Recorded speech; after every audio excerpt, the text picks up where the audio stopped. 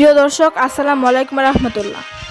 আশুলিয়া থানার জাতীয় নাগরিক কমিটির উদ্যোগে গণসংযোগ, নেতৃত্বে ছিলেন মোহাম্মদ মুকুল ও সকল নেতৃবৃন্দ। প্রজন্ম টিভির নিজস্ব প্রতিবেদনে দেখবেন।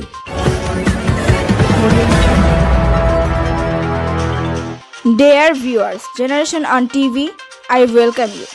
আশুলিয়া থানা জাতীয় নাগরিক কমিটির উদ্যোগে গণসংযোগ কর্মসূচি। দ্বিতীয় দিনে আশুলিয়া থানার পাথালিয়া ইউনিয়ন নয়ারহাট বৃহত্তর বাজারে হ্যান্ড লিফলেট বিতরণের মাধ্যমে তৃণমূল পর্যায় থেকে এলাকায় সকল সচেতন জনগণকে একটা করে প্যাসিস মুক্ত ন্যায় ও ইনসাফ ভিত্তিক রাষ্ট্র ব্যবস্থা গঠনের লক্ষ্যে কাজ করে যাচ্ছে জাতীয় নাগরিক কমিটি।